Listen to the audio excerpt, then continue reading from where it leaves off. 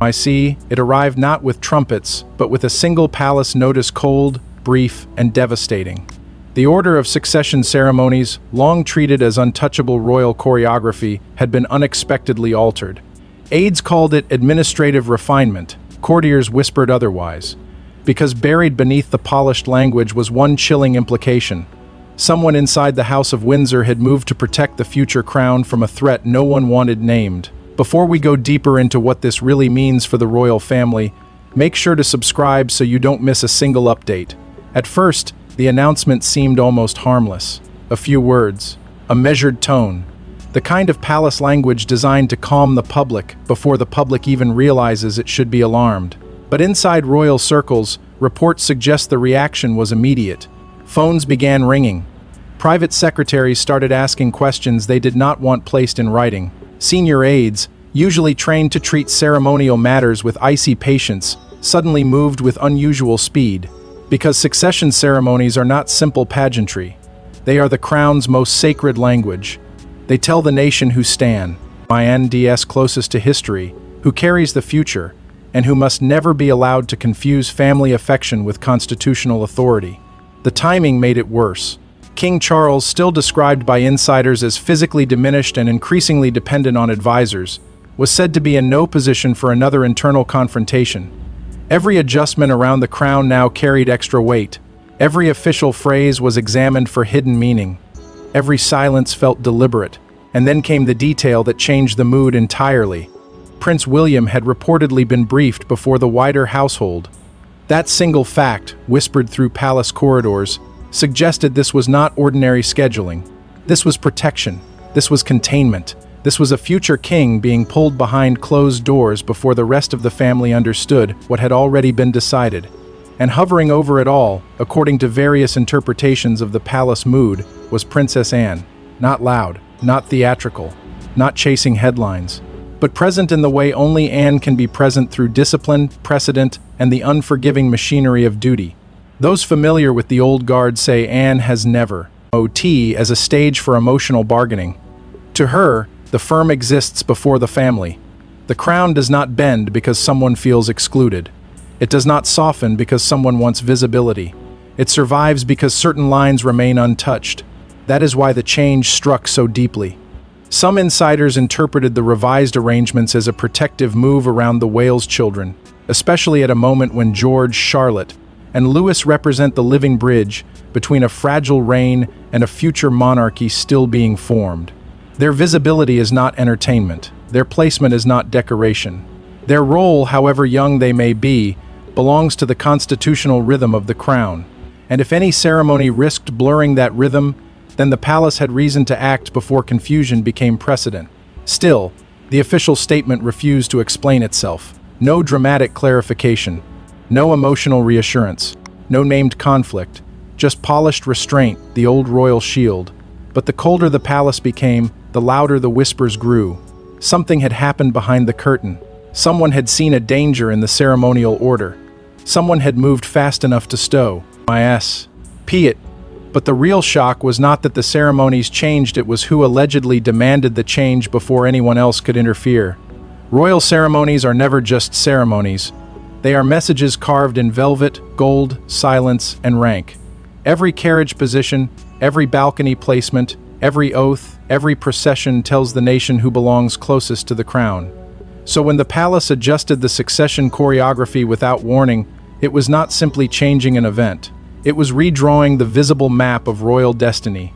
That is why the announcement struck with such force. To the outside world, a ceremony can look like tradition dressed in ancient clothing. But inside the monarchy, ceremony is power made visible. It is the language the crown uses when it cannot speak plainly. A name printed in the right order can calm a nation. A missing chair can humiliate a household. A procession line can reveal who has influence, who has lost it, and who is being quietly pushed away from the center of royal life. Nothing is accidental. Nothing is merely decorative. Not when the subject is succession. For generations, the British monarchy has survived by turning law into ritual and ritual. Princess Anne emerged into certainty. Red boxes carry decisions that reshape reigns.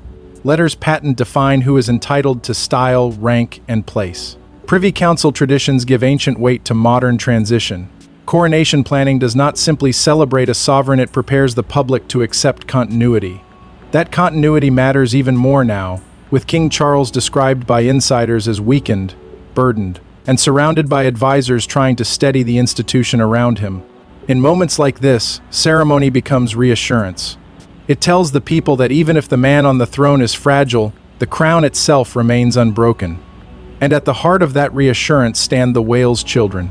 Prince George is the obvious future, the boy born to inherit the impossible weight of kingship. But Princess Charlotte's place carries its own historic force. Because after the reform of succession rules, her position is not symbolic softness. It is law, legacy, and modern monarchy converging in one young royal life. She stands ahead of her younger brother not because of favor, not because of image, but because the crown changed with the century. That single truth makes her placement in any succession ceremony more than a family matter. It becomes a public statement about what the monarchy now claims to be. This is why palace insiders reportedly grew uneasy about possible misinterpretation. In a family where affection, resentment, marriage, inheritance, and public rank constantly collide, even a small ceremonial blur can become dangerous. Who is standing near the heirs? Who is included in the inner choreography? Who appears close enough to the future crown to suggest influence without constitutional meaning? These questions may sound cold, but monarchy is built on cold questions. Warm feelings do not protect institutions. Clear boundaries do. The palace understood that the public needed steadiness, not confusion. With Charles's health casting a shadow over the reign, succession rituals were meant to soothe anxiety, to show that beyond illness and private strain, the line remained firm. But when a ceremony designed to reassure becomes a source of speculation, the danger multiplies. Suddenly, the velvet and gold no longer comfort. They expose fractures. They invite whispers. They suggest that behind the polished wording, someone is fighting over access to the future. And according to Now, O Palace Whispers, the tension began when one faction saw ceremonial visibility not as duty but as leverage. The first warning came through seating charts, then through guest lists, then through the quiet appearance of names that senior courtiers believed had no business being near succession planning at all. Reports suggest that what began as social pressure soon hardened into something more dangerous, an attempt to blur the line between family proximity and constitutional relevance. At first, it was easy to dismiss. A name added here, a courtesy invitation discussed there, a private family presence treated as a harmless gesture of unity. But inside the palace, harmless gestures do not stay harmless for long when they touch the sacred machinery of succession. Because the closer a person stands to the ceremonies of the crown, the more the public may assume they belong to the future of the crown. And that, according to insiders, is where the anxiety began to sharpen. Queen Camilla's circle, various interpretations suggest, had become deeply protective of its place inside the royal story, not merely as guests, not merely as relatives connected through marriage, but as a family determines, Ned, not to be pushed into the margins now that Charles's reign had entered its most fragile chapter. Her children, Tom Parker Bowles and Laura Lopes, were not constitutional figures. No courtier could pretend otherwise. Yet their proximity to the Queen gave them a kind of social gravity that some inside the institution reportedly viewed with growing discomfort. They were not heirs. They were not working royals. They carried no public burden of kingship. But in a monarchy where closeness can be mistaken for consequence, even social influence can become dangerous when placed too near state symbolism. This was the fear whispered through administrative channels. Not hatred, not cruelty, fear. Fear that private family visibility could be misread as royal entitlement. Fear that a blended household, however personally important to the king, might be allowed to drift too close to rituals designed for the bloodline of the crown. Fear that at a time when the nation needed certainty, the palace might accidentally send a message of confusion. And confusion in monarchy is never neutral. It becomes rumor. Rumor becomes pressure. Pressure becomes precedent. Princess Anne, according to those fans, Meyer with her thinking, saw the issue with brutal clarity. The monarchy was not a showcase for emotional repair. It was not a drawing room where every family wound could be softened with placement, access, or visibility. It was an institution built on old lines, hard lines, sometimes painful lines. Anne had spent her life obeying those lines even when they denied her ease, attention, or sympathy. So the idea that ceremonial space around succession might be stretched to accommodate private sensitivities reportedly struck her as more than careless. It struck her as unforgivable. Prince William's concern was said to be quieter but no less intense. For him, this was not only about the crown as an institution. It was about George, Charlotte, and Louis. 3 children already growing under the unbearable weight of public expectation. If succession ceremonies became blurred by competing adult claims, the Wales children would be the ones left carrying the confusion. Their future had to be clean, their roles had to be protected. Their names could not become bargaining chips in someone else's search for belonging. And in the middle stood King Charles, caught between marital loyalty, an institutional duty, a husband wanting peace, a father wanting order, a monarch facing the brutal truth that affection cannot be allowed to rewrite the grammar of the crown. That was when palace aides reportedly began reviewing ceremonial precedence documents with new urgency, tracing every placement, every title, every implied privilege back through the cold archive of royal law.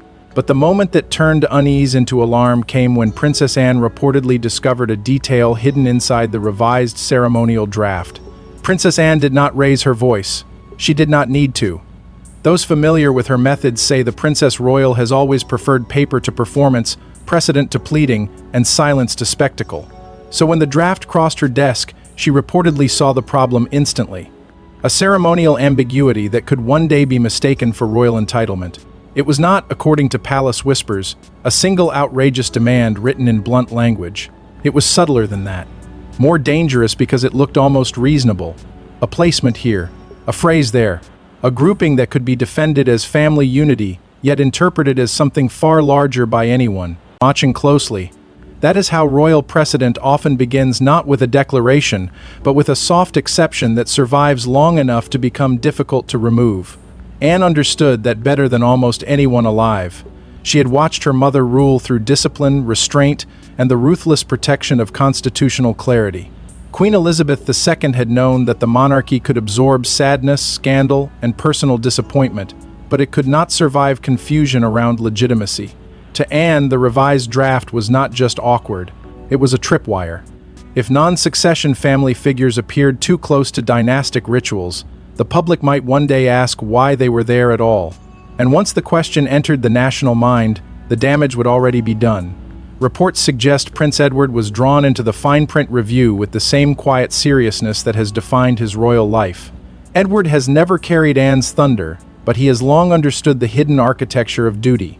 He knows that monarchy is protected not only by crowns and ceremonies, but by margins, wording, access lists, and the small legal distinctions ordinary people rarely see. Where Anne brother, my odd Edward's got iron instinct, Edward brought patient scrutiny. Together they reportedly examined the draft not as siblings defending preference, but as guardians testing a document for weakness. The phrase that began to circulate, according to insiders, was ceremonial ambiguity. It sounded dry, almost harmless. But inside the palace it landed like a warning bell. Ceremonial ambiguity meant a person could be seen too near the heirs without carrying the burden of heirship. It meant social closeness could imitate constitutional relevance. It meant the future monarchy could be framed, even accidentally, through family politics rather than law. And for Anne, that was the point at which sentiment had to be cut away from structure. William's sources suggest, backed her quietly, not with a public gesture, not with theatrical confrontation, but through a private understanding that his children's future could not be left vulnerable to blurred symbolism. George, Charlotte, and Louis needed a clean line around them. They needed ceremonies that told the truth, not ceremonies softened to soothe adult disappointment. For William, this was not coldness, it was protection. And so, behind the polished silver, and CE of the palace, the name reportedly took shape, the Windsor Line Protocol. It was not meant for headlines. It was meant for enforcement.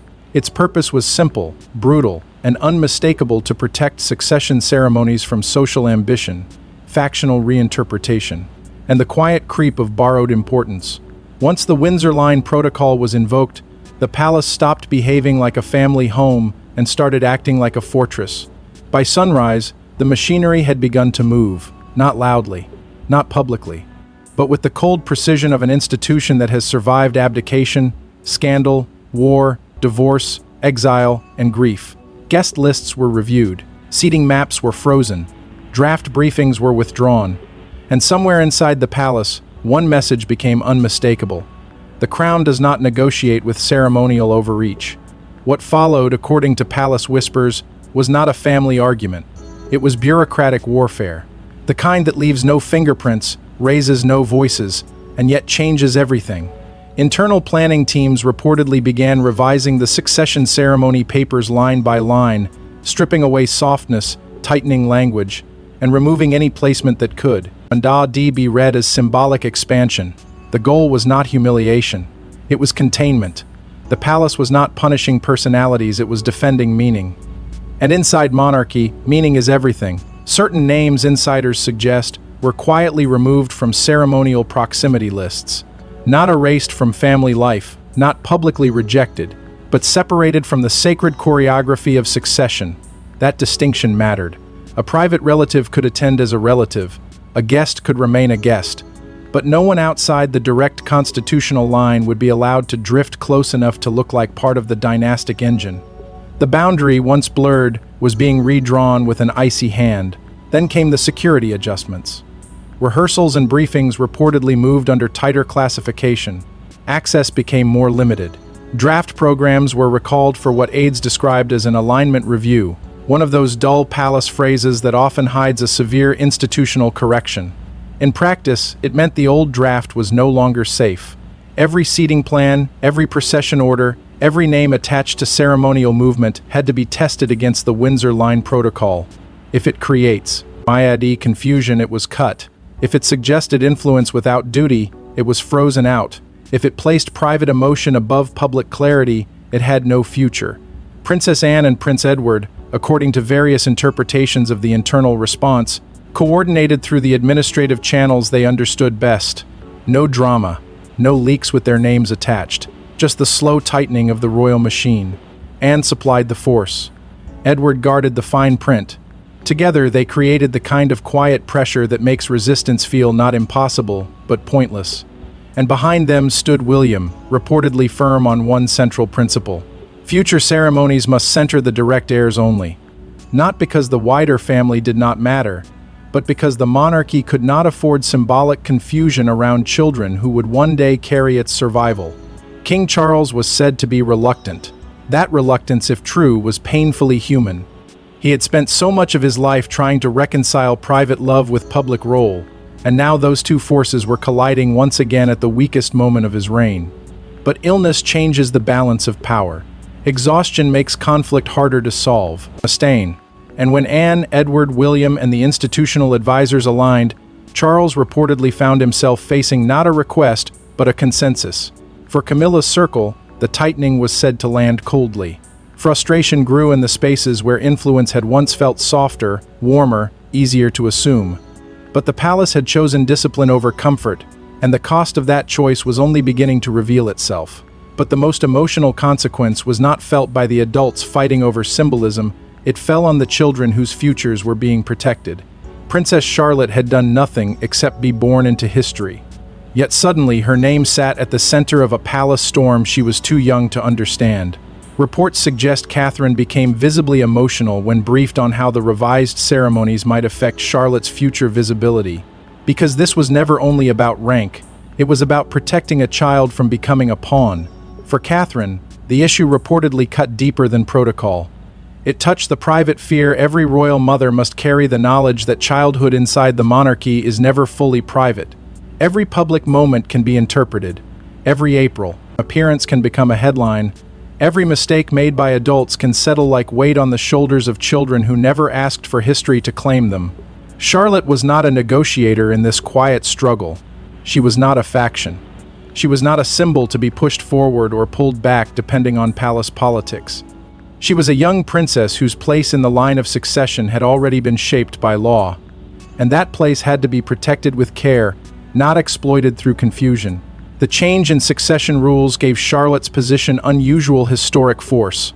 Unlike generations before her, she would not be moved aside simply because a younger brother was born.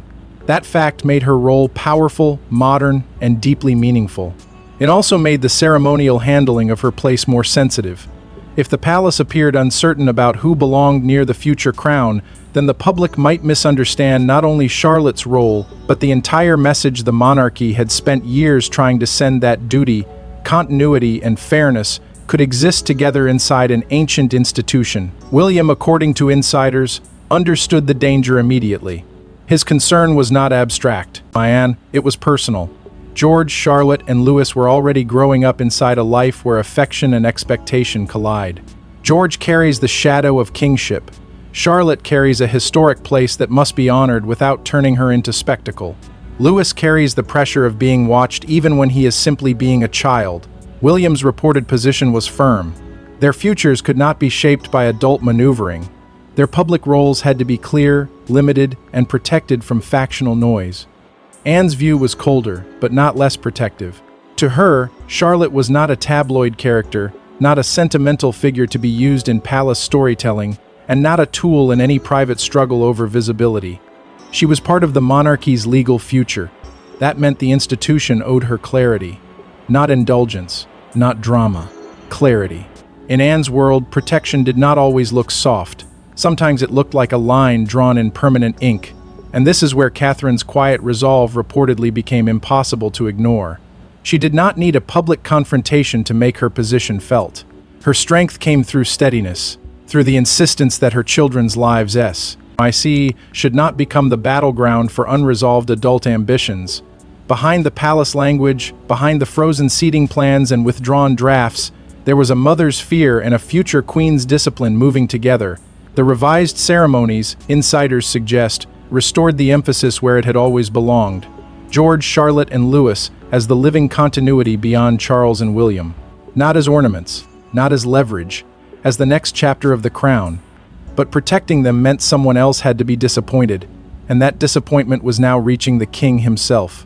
And as Catherine closed ranks around her daughter, King Charles faced the decision he had avoided for too long. For King Charles, the decision was brutal because it cut through every private loyalty he had spent decades defending. Husband, king, patient, symbol, each role pulled him in a different direction. But monarchy has never been gentle with divided men.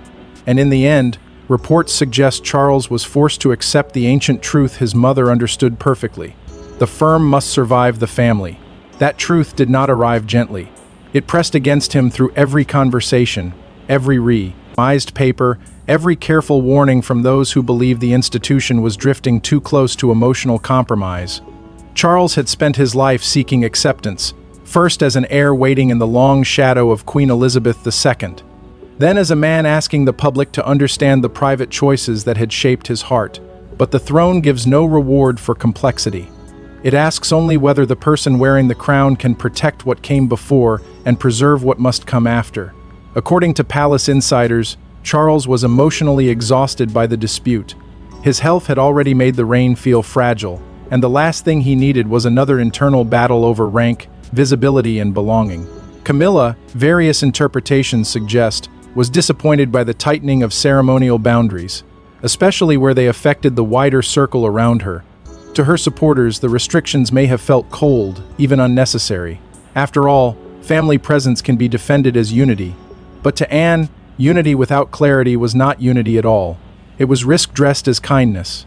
The Princess Royal reportedly held the line with the kind of discipline Charles could not easily dismiss. Sections. No private relationship, she believed, could be allowed to reshape public succession symbolism. Not marriage, not sympathy, not the king's desire for household peace. The crown had survived because it understood the difference between affection and authority, between personal comfort and national meaning. If that difference collapsed, even softly, then the monarchy would pay later for weakness shown now. William's support made the decision impossible to avoid. He was not merely speaking as a son.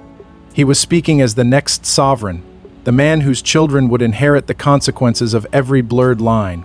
His quiet backing of Anne sent a powerful message through the palace. The future crown wanted protection, not compromise.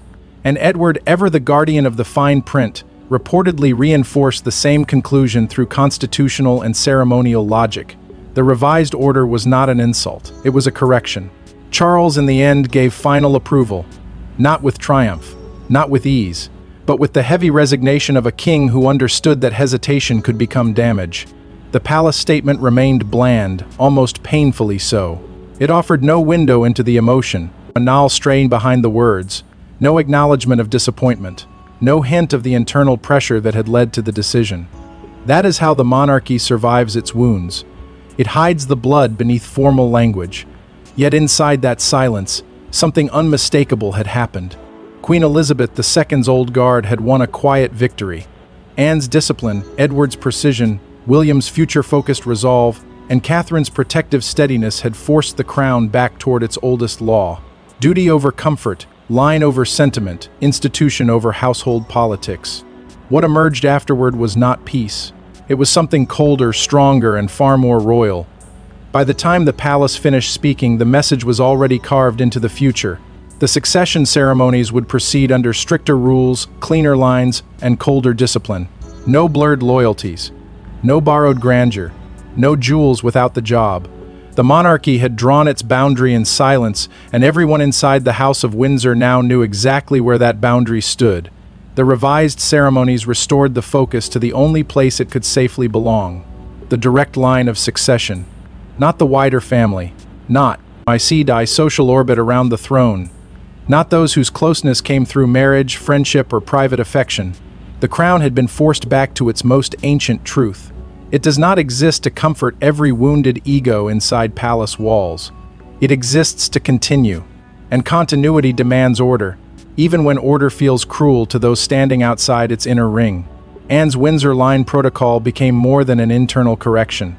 It became a symbol of institutional discipline, the kind of quiet royal force that never needs applause because its power lies in survival. It said that ceremony could not be softened into sentiment. It said that proximity to the sovereign was not the same as service to the crown. It said that the future monarchy would not be built on blurred signals, emotional bargains, or private family pressure hidden beneath public grandeur. The line had been drawn, and Anne had made certain it would not be mistaken for suggestion. William and Catherine emerged from the struggle not as aggressors, but as guardians. Their concern had never been simply about rank. It was about George, Charlotte, and Louis growing into roles that were already heavy enough without being in. Knee clouded by adult rivalries. They understood that children born into monarchy inherit more than titles. They inherit expectation, scrutiny, history, and the consequences of decisions made before they are old enough to understand them. Protecting their future meant protecting the meaning of every ceremony that placed them before the nation. Camilla's circle, according to palace whispers, was left socially diminished, but not publicly attacked. That was the cold genius of the palace response. No one was named, no wound was displayed, no confrontation was allowed to become theater. Charles preserved the appearance of unity by allowing the changes to be framed as procedural, administrative, almost dull. But beneath that bland wording lay a brutal settlement. Private belonging had been separated from constitutional importance. Family presence had been separated from dynastic authority. The palace had chosen clarity, and clarity always leaves someone outside the door. And through it all, the invisible authority of Queen Elizabeth II seemed to move behind the decision. Her discipline, her restraint, her old understanding that monarchy survives by denying itself the emotional freedoms, or elects daily families take for granted. She had spent a lifetime proving that the crown is not a possession, not a reward, not a private inheritance game. It is a sacred trust held on behalf of the nation, and every generation either protects that trust or weakens it. So the ceremonies would go forward, quieter perhaps, colder certainly, but stronger for the line they refused to blur. The institution had chosen duty over comfort. It had chosen the future over feelings. And somewhere behind the sealed doors, beneath the portraits and the silence, the old lesson returned with unforgiving force. Duty does not ask who is hurt by the boundary, it only asks whether the crown survives. Thanks for watching. Please don't forget to like and subscribe, and we will see you in the next one.